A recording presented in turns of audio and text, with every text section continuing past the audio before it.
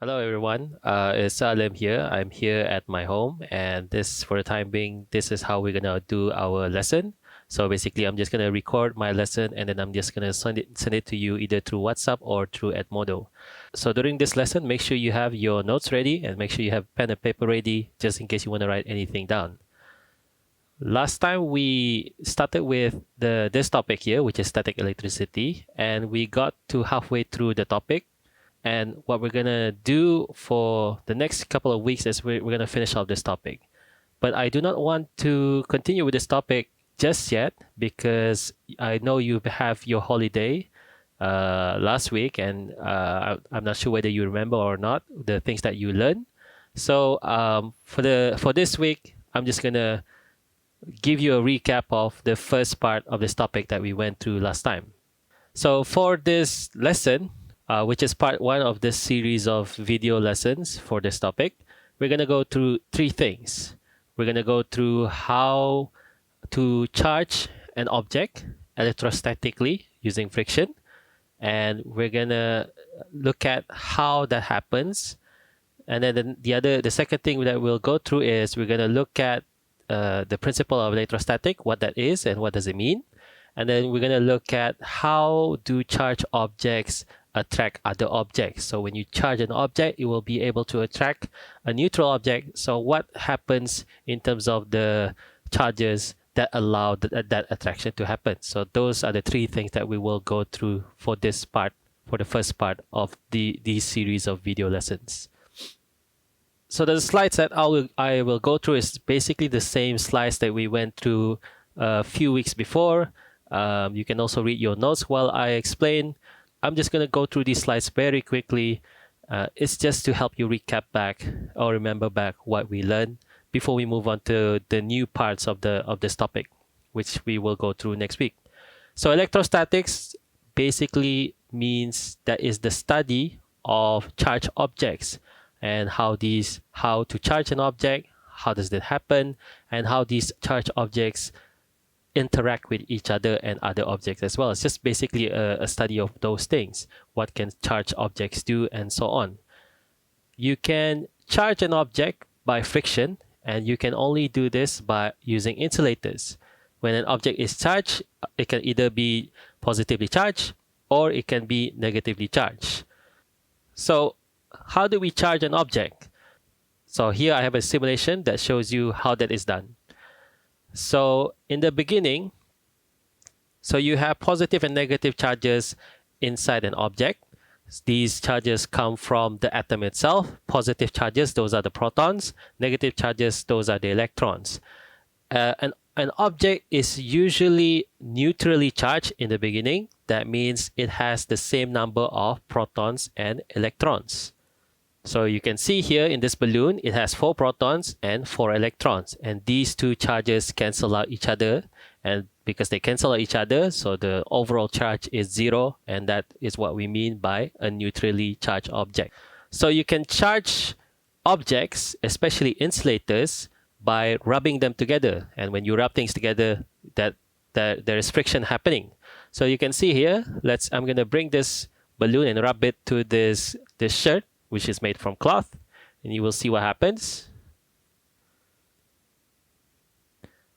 You see that the negative charges from the shirt or from the cloth moves to the balloon, and that is basically happens when there is friction or when you rub things together.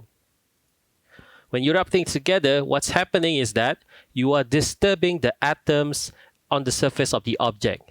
And when you disturb the atoms, the electrons can then be transferred from one object to the other. So after you rub them together, the charges are no longer equal. As for the balloon, when you rub these two together, the balloon gains electrons, or the balloon gains the negative charges. So the balloon, because it has more negative charges, the balloon is now negatively charged. It's no longer neutral. As for the shirt, because it loses electrons and these electrons go to the balloon, the shirt now has less electrons and has more protons. It has more positive charges. So overall, the cloth becomes positively charged. So this is basically what happens when you charge objects using friction or by rubbing things together. One object will lose electrons and become positively charged. The other object will gain electron and become negatively charged. Bear in mind, during this process, it is the electrons that are being moved. The protons or the positive charges, they are not being moved at all. When it comes to electrostatic charging, only the electrons can move. The protons cannot move. That is because the protons are bigger than the electrons. They are very heavy. So even when you rub two objects together, even when you disturb the atoms, the protons do not move at all. They are fixed in their position.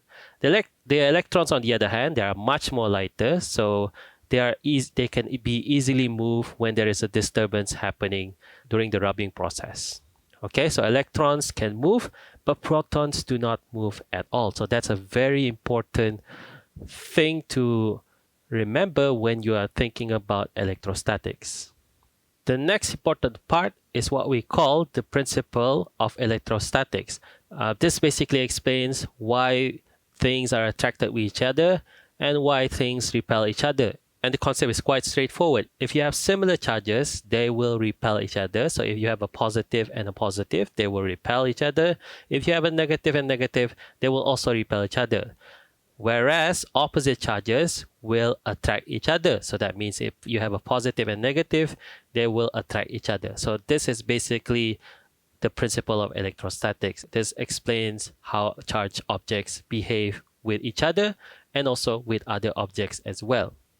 The last thing that we will look at this lesson is how charged objects are able to attract other objects as well.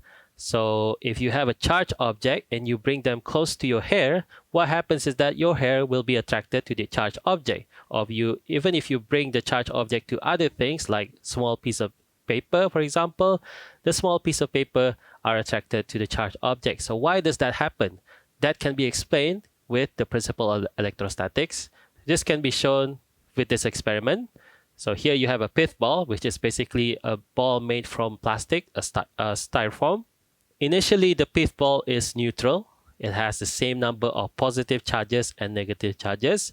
But then, if you bring a charged object to this pith ball, something interesting will happen. So here, I have a negatively charged strip. And then if you bring them close, this is what will happen. So you will see, because of the principle of electrostatics, the negative charges repel each other. So at the end of this, you will get an unequal distribution of charge within the pith ball itself. Bear in mind, these two objects are not touching each other currently. They are just close to each other, not touching. When the charged strip or the negatively charged strip is close, one side of the pith ball, which is the left side, is more negatively charged, whereas the other side, which is the right side, is more positively charged. What will happen? The right side of the pith ball, which contains a lot more positive charges, will then be attracted to the negatively charged strip, and therefore there will be attraction happening. I'll give you another example.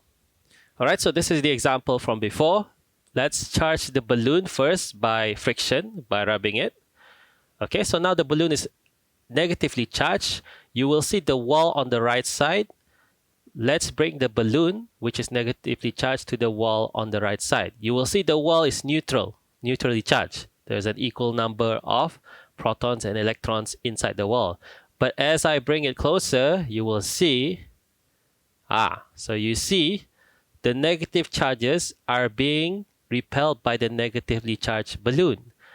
Okay, so one side of the wall, which is closer to the balloon, is more positively charged, and the other side of the wall is more negatively charged. If I let go of the balloon, you will see what happened. If I let go, then there will be attraction happening. So, to end this lesson, let me just summarize the three things that you should know or remember from the first part of this topic. First, you need to be able to explain what happens when you charge an object by friction, and you can only do this using with insulators. You cannot do this with conductors. This won't work with conductors. And you need to know what happens, and that usually involves a movement of electrons. Okay, because electrons can move, not protons. Protons will not move. You also need to know the principle of electrostatics. Basically, opposite charges will attract and similar charges will repel each other. And you need to be able to explain what happens when a charged object is brought close to a neutral object. How do the charges move? And then afterwards, there will be normally attraction. So those are the three things that you need to take away from this video lesson. And that's the end. I'll stop the video for now, and I'll see you again for the continuation of this topic next week.